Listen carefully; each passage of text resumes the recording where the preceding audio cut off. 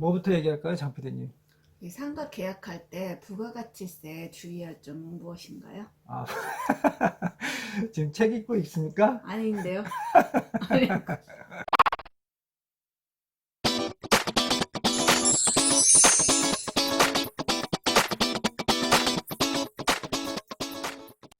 안녕하세요, 안진차입니다. 오늘은 상가 특약에 대해서 이제 얘기를 좀 해보려고 하는데요. 우리가 계약서를 이제 쓰다 보면 거기 상가 특약의 여러 가지 이슈를 이제 얘기하게 됩니다. 뭐 부가세 별도를 할지, 관리비 얘기를 할지, 원상복구 이슈를 할지, 이런 여러 가지 이슈를 이제 얘기하는데, 오늘은 이제 그런 거에 대해서 얘기를 해보려고 해요. 이제 제가 임대인을 많이 해서 어떻게 보면 나도 모르게 임대인의 입장에서 얘기를 할 수도 있는데요. 그러면 뭐 임차인 분들은 저의 이제 멘트를 딱 보고, 임차인 입장에 있는 분들은, 이렇게 응수를 하면 되겠구나. 제가 저렇게 나올 수도 있겠구나. 또 저게 저런 이슈가 깔려 있어서 저렇게 내용을 쓰는구나. 이렇게 이제 생각을 하시면 되겠죠. 오늘은 장 PD님하고 이렇게 토킹 어바웃 식으로 좀 얘기를 좀 하려고, 이 얘기를 오늘 방송을 끌고 가려고 하니까요. 예. 뭐부터 얘기할까요, 장 PD님? 이 상가 계약할 때 부가가치세 주의할 점은 무엇인가요? 아, 지금 책 읽고 있습니까? 아닌데요. 아니, 부가가치세부터 이제 먼저 얘기해보죠. 제 임대인의 입장에서 한번 얘기를 해볼게요. 부가가치세는 사실은 그 부가세 별도라는 문구를 넣느냐 안 넣느냐는 임대인의 입장에서는 굉장히 중요합니다. 예를 들어서 부가세 별도를 넣었다 이렇게 해줘. 그러면 이제 임차인분들은 월세가 200이면 무조건 200만 원 플러스 20만 원, 부가세 20만 원까지 합쳐서 220만 원을 입금해야 돼요. 그런데 만약에 부가세 별도라는 문구가 없다. 그런데 그 이제 월세 날 돼서 보니까 세입자가 200만 원밖에 안 나요. 그러면 이제 전화를 하죠. 지금 월세가 200만 원밖에 안 들어왔는데 20만 원 더 넣어주셔야 되는데요. 이제 그렇게 되면 이제 세입자분은 그러겠죠. 어? 부가세 별도라는 말 없었는데요. 이렇게 하면 임대인은 아무 소리도 못 하게 됩니다. 네. 대법원 판례에 그렇게 나왔어요. 그래서 임대인의 입장에서는 부가세 별도라는 문구를 반드시 넣으셔야 되는 거죠. 네. 이해되셨나요? 네. 네. 그 다음 또 대사 읽어주세요. 현 시설 상태에서 계약한다는 건 무슨 의미일까요? 현 시설 상태의 계약임. 예. 뭐 이거는 뭐 상가뿐만 아니라 일반 임대차 계약에서도 많이 나오잖아요. 그러니까 현 시설 상태의 계약이다. 이건 그 임대인하고 혹시 중개업자 이분들을 위한 거죠. 예를 들어서 임차인이 물건을 쫙 봤어요. 그리고 이제 계약서를 썼어요. 그리고 나서 보니까 어 수도꼭지가 없네. 아니면 예를 들어서 세탁기 같은 거 그 수도꼭지가 맞지가 않아요. 그러면 집주인한테 전화를 해서 죄송한데 이거 수도꼭지가 맞지가 않습니다. 옛날 수도꼭지인데 이거 좀 바꿔주셨으면 좋겠는데요. 아니 그 계약서에 그렇게 써 있잖아요. 그 현 시설 상태 임대라고. 그거 보시고 하셔야지. 그냥 하시면 어떻게 해요? 저는 어떻게 해드릴 수가 없어요. 이렇게 임대인은 이렇게 나올 수가 있는 거예요. 임차인은 아무 말 못하는 거죠. 그 문구 때문에. 근데 사실 이제 현실적으로는 그냥 뭐 해줄 만한 거면 해주고 그런 문구 있어도 저 같은 경우는 그냥 해줄 만한 거는 해주고 또 너무 심하다 그러면 아 보고 다 하셨어야죠. 그 상태로 하는 거니까 월세가 그거밖에 안 되는 건데 너무 많은 요구를 하십니다. 이렇게 절충을 하죠. 네, 실무적으로 이제 현실적으로 저는 판단을 해요. 네. 또 그 다음 대사 이거는 장필 좀 잘해봐요.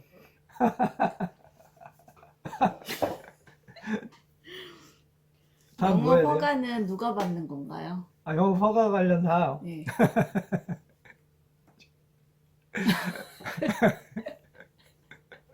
영업 허가는 누가 받는 게 아니라 영업 허가 관련 사항은 누가 챙겨 나가냐. 그러니까 임대인의 입장에서는 이러면 좋겠죠. 영업 허가 관련된 사항은 전적으로 임차인이 책임을 진다. 대신 임대인이 뭐 도장 찍어주고 뭐 그런 건 없어요? 도장 쪼개주는 게 아니라 응. 저런 거는 해주겠죠. 예를 들어서 건축물 관리 대장을 좀 뽑아달라. 왜냐하면 도면이 필요하니까. 이제 우리가 딴 사람이 그 건축물 관리 대장을 뽑으면 거기에는 도면이 안 나타나요. 그래서 도면이 필요하려면 집주인이 꼭 건축물 관리 대장을 뽑아야 되는데 그런 거 한다든지 뭐 아니면 집주인의 그 도장이 필요해서 인감증명서를 하나 떼달라. 뭐 이런 거 같은 경우는 집주인이 해줄 수 있는데 예를 들면 이제 이런 상황이 있어요. 오락실을 차리려고 하는 분이에요. 근데 마음에 들어서 무조건 계약을 했어요. 근데 계약서를 쓰고 쭉 주변을 보니까 200m 안에 학교가 있네요. 그러면 이거는 집주인이 아무리 도와주고 뭘 해주려고 해도 해줄 수 없는 겁니다. 그럴 때는 그 계약은 뭐 파기가 돼야 되는데 이제 임대인의 입장에서는 그런 문구를 넣어야겠죠. 모든 영업 허가 사항은 임차인이 책임을 진다. 그래야지만 그런 계약을 해지할 상황에서 뭐 어떠한 뭐 해약금이랄지 이런 거에 대해서 유리한 위치를 점할 수 있기 때문에 임대인의 입장에서는 영업 허가 사항은 임차인이 책임진다. 대신 임대인은 도와줄 건 도와준다. 뭐 이렇게 해야 되는 겁니다. 그러니까 사실은 저 같은 경우는 충분히 알아보시라고 해요. 오락실을 차릴 건지, 식당을 차릴 건지, PC방을 차릴 건지 충분히 알아보시고 대면 계약서 쓰자고 해요. 네. 그런 겁니다. 영업 허가와 관련된 사항은. 네. 장 PD, 다음 대사 읽어주세요. 다음 뭐를 알아봐야 되나요? 권리금에 대해서. 자, 그럼 제가 여쭤볼게요. 그러면 권리금엔 뭐가 있어요? 권리금? 시설 권리금, 바닥 권리금, 영업 권리금. 예, 맞아요. 시설 권리금, 바닥 권리금, 영업 권리금 이런 세 가지가 있는데, 자, 그럼 또 하나 물어볼게요. 임대인은 권리금을 주장할 수 있다, 없다? 없어요. 정답은 있습니다. 임대인도 사실 아. 권리금을 주장할 수 있어요. 예를 들면 그냥 상식적으로 생각하면 돼요.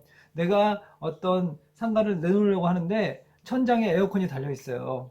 그러면 그거를 철거하기보다는 이거 원래 400만 원짜리인데 그냥 200만 원만 놓고 쓰십시오 하면은 그 가격 안에서 에어컨에 대한 시설 권리금을 받을 수 있는 거죠. 이거 그럼 다 중복으로 다 받을 수 있는 건가요? 아니요, 그렇지 않죠. 그냥 현실적으로 받을 수 있다는데 임대인이 그냥 받을만 하면 받는 건데, 예, 그런 거죠. 예. 근데 사실은 이 권리금에 대해서는 저는 이렇게 봅니다. 뭐냐면 저 같은 경우는 임대인의 입장에서는 계약이 종료돼서 예를 들어서 요즘 같은 경우는 상가임대차 보호법에서 10년을 영업하잖아요. 그럼 10년을 영업하고 종료를 한다. 그러면 그 다음에 너네가 철거할 때는 권리금을 주장하지 마라. 대신 너가 다른 사장님한테 물건을 팔고 넘겼을 때는 너네들끼리 권리금을 주고받는 거 나는 관여하지 않겠다. 대신 계약이 종료돼서 물건을 나한테 넘길 때쯤에 무슨 시설에 대한 권리금, 무슨 시설에 대한 권리금은 주장하지 마라. 이제 이런 계약을 저는 사실은 넣어요. 그래서 계약이 종료하면 나한테 어떠한 권리도 주장할 수 없다. 이렇게 저는 명시를 하고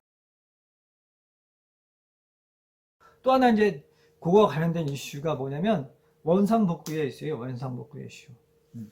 저 같은 경우는 항상 계약이 종료되면 건물을 원래 처음 인도할 당시의 상태로 돌려놔야 함. 그리고 나한테 권리금을 주장할 수 없음. 그리고 니들끼리 사고 파는 거에 대한 권리금은 내가 신경을 안 쓰겠다. 뭐 이런 식으로 저는 이제 특이하게 그렇게 놓고 또 상식적으로 사장님들도 다 그렇게 이해를 하고 계세요. 네. 다음 다음 질문. 그 상가의 재산세는 어떻게 나오나요? 상가의 재산세? 상가 재산세는 원래 집주인이 내야 되는 거죠. 아니, 집주인이 아니라 상가 주인이 내야 되는 거예요. 그러니까 우리가 그 상가를 이제 임대를 하게 되면, 그 갖게 되면 이제 화재보험도 1년에 한 번씩 내고, 또 환경부담금도 가끔가다 내고요. 그 다음에 또 뭡니까? 재산세도 사실은 집주인이 내야 되는 거죠. 그런데 이제 특이한 상황이 있어요. 예를 들면, 유흥주점이나 이렇게 골프장 같은 거는 재산세가 엄청나게 비싸게 나와요. 그래서 그런 거는 특약에다가 재산세는 니네 세입자가 내라, 이런 식으로 명시를 해야 돼요. 예를 들어서 유흥주점을 제가 지금 사실은 유흥주점을 임대를 하고 있는데, 거기에 대한 재산세가 집꼬리만 한데도 1년에 900만 원 돈이 나와요. 그러면 그거를 알량한 월세를 받아다가 900만 원 재산세 나오고 나면 남는 게 하나도 없어요.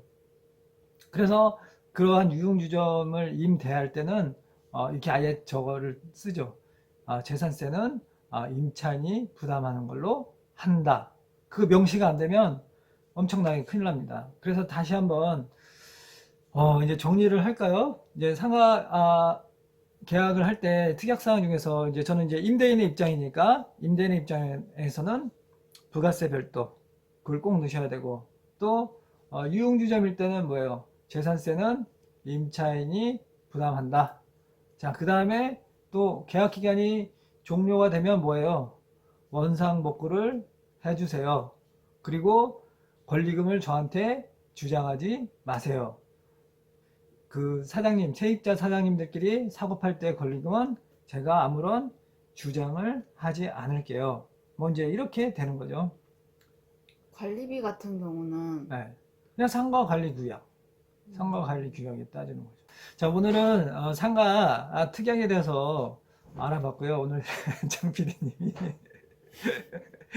대화를 하는 게 책을 읽었습니다. 여러분 이해해 주시고요. 다음에는 더 재미있고 더 멋지게 구성해서 여러분을 찾아뵙도록 하겠습니다. 네, 감사합니다.